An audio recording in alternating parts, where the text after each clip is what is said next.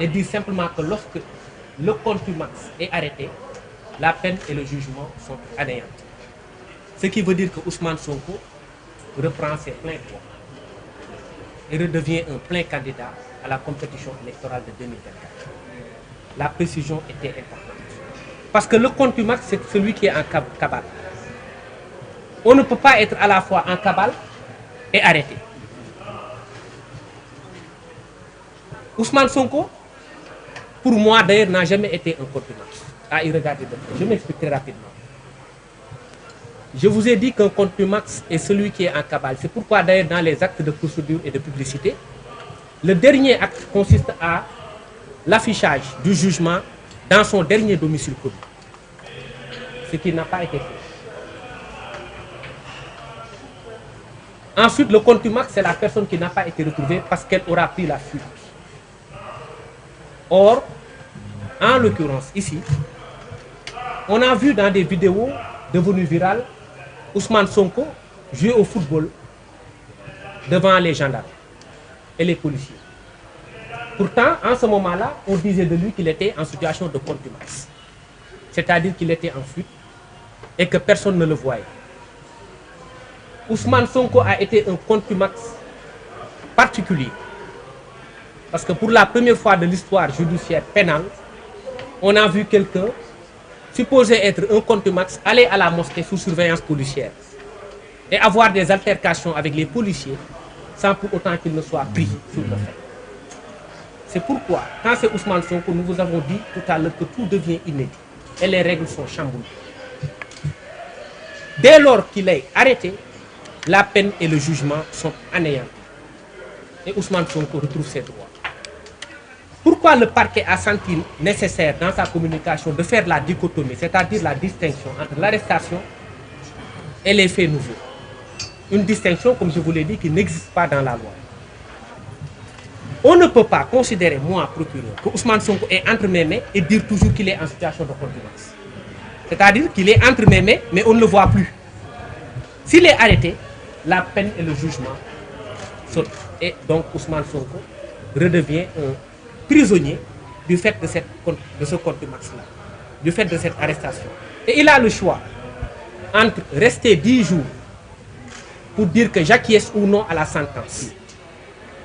S'il n'acquiesce pas à la sentence, la peine et le jugement sont anéantis.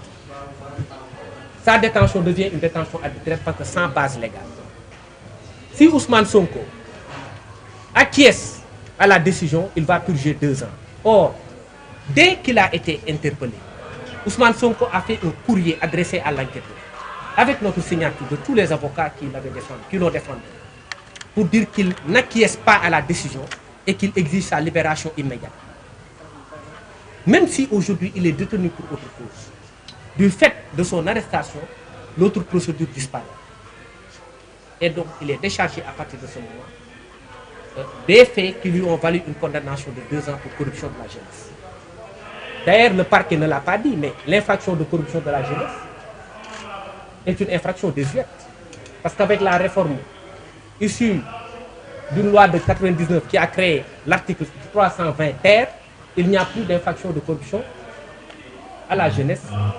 Il y a aujourd'hui une infraction de corruption de mineurs qui existe avec la réforme de l'article 320 ter du Code de procédure pénale. Il a même été condamné pour une infraction inexistante. Sous un autre rapport,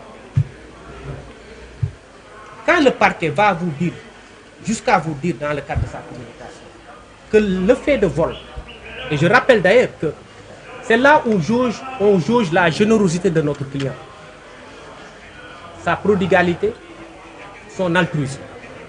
Ça, c'est moi qui vous le dis. Ce n'est pas Ousmane Sonko personnellement qui avait affaire avec la dame, en civil. La dame était une civile, comme l'a dit Maître Demba Ciré Bathily. Ousmane Sonko ne va pas descendre jusqu'à arracher des téléphones portables et se comporter en larcin. Ousmane Sonko a des gardes du corps. C'est eux qui ont demandé à la dame d'arrêter de filmer. Ce n'est pas lui personnellement qui a eu affaire directement avec la dame. Mais il sait que dans le système où on est, il a l'obligation, lui, de protéger ses hommes. C'est pourquoi il a sur lui décidé d'endosser la responsabilité de cette altercation-là. C'est un humain. C'est là où on sent la générosité de l'homme. Ça, il ne vous le dira pas, mais nous le savons. L'autre élément, c'est que le parquet, comme je vous l'ai dit, vous dit que l'élément déclencheur a été le vol pour les autres poursuites. Mais c'est à la limite risible. On sait qu'Ousmane Sonko ne va pas commettre ce larcin comme un vulgaire brigand, un vulgaire bandit, descendre jusque dans des caniveaux pour aller arracher des téléphones portables. Le parquet, sentant que l'accusation était ridicule, a fait une remontée dans le temps pour aller puiser des charges qui remontent à 2021. Pourquoi n'a-t-il pas cru nécessaire d'arrêter Ousmane Sonko s'il avait commis des infractions de 2021? Pourtant, s'il a commis ces infractions-là, il a quand même battu campagne entre 2021 et aujourd'hui. Il a été dans la rue, il a fait son émecoutou, mais il n'a pas été arrêté. Pourquoi? Parce que le prétexte n'était pas bienvenu. Aujourd'hui, le prétexte est bienvenu pour l'empêcher de participer à une campagne électorale à 6 mois des élections. Essayer de faire tout pour qu'il se retrouve en prison afin qu'il ne puisse pas participer légalement et même sur le terrain à la compétition électorale. C'est l'objectif recherché et on le sait. D'autre part, je pense que c'est Maître Djibi Diagne qui l'a dit. Cette plainte est une plainte et c'est une procédure plutôt en réaction à la plainte de la CPI qui a été initiée en accord avec notre confrère Juan Branco.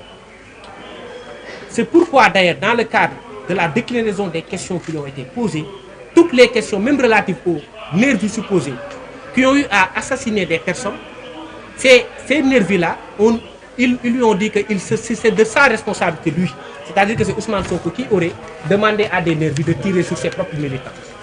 C'est ridicule. Ça aussi, ça fait partie de l'accusation.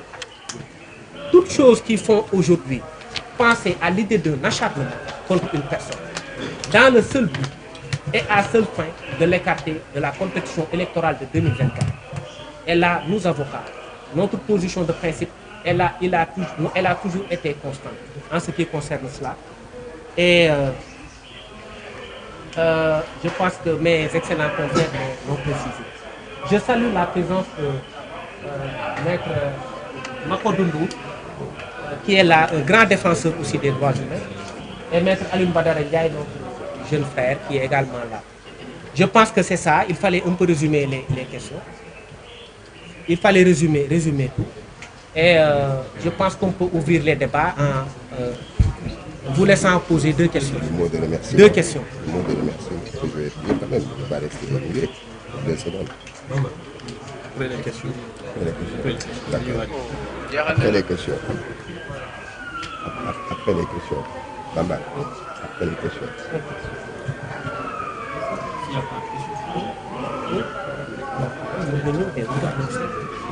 Je pense que c'est bon, on peut ouvrir les débats, sinon on vous libère, parce que vous avez le journal. Après les questions, je vais quand même intervenir. Oui. Est-ce que vous pouvez revenir sur vos propos, mais en Wolof? En Wolof. Je disais que dama doon wax ci Wolof, je pense que Abdinar Ndiaye wax na ko leeral na ko, que ginnaaw bi ñu jàppee Ousmane Sonko, peine bi nga xamante ne dañ ko doon toppee ci mbirum viol corruption de mineur bi 2 ans yi amatul, parce que yoon loolu la wax corruption de la jeunesse amatul. li ma wax ci Wolof également mooy samay naataango wax nañ ko question barricades yi également c'était des barricades yoo xam ne yoon nanguwu ko, parce que am na benn ministre bu ñu dégg également mu ne c'est une mesure administrative. waaye xam nga mesure administrative du loo xam ne da nga koy bind. da nga koy bind pour motiver ko, pour permettre ki nga xam ne da nga ko koy teg moom mu dem ci justice. Mais mesure administrative mënul restreindre des libertés pendant 55 jours loolu amul. D'ailleurs autorité bi ko dogal sax yoon dafa teg ci loxoom ci ndoddam ay daan. Séquestration la et séquestration crime la. Je pense que maître Etienne Ndione wax na ko. li mu leen leeralul mooy crime boobu pendant 10 ans mën nañu ko poursuivre parce que tey c'est pas encore prescrit. J'aperçois maître Juan Branco, je ne sais pas d'où il vient.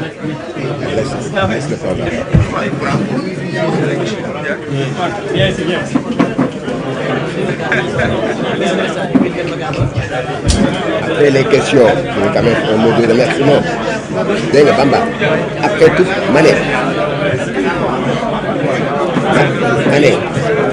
après les questions, Après les questions, tu m'écoutes? Ouais, ouais. Ah, voilà.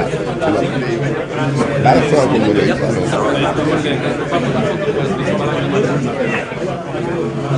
Bon, là j'aperçois notre confrère Juan Branco qui nous a fait une surprise. On ne savait pas qu'il serait là. Voilà. Et voilà, je ne sais pas.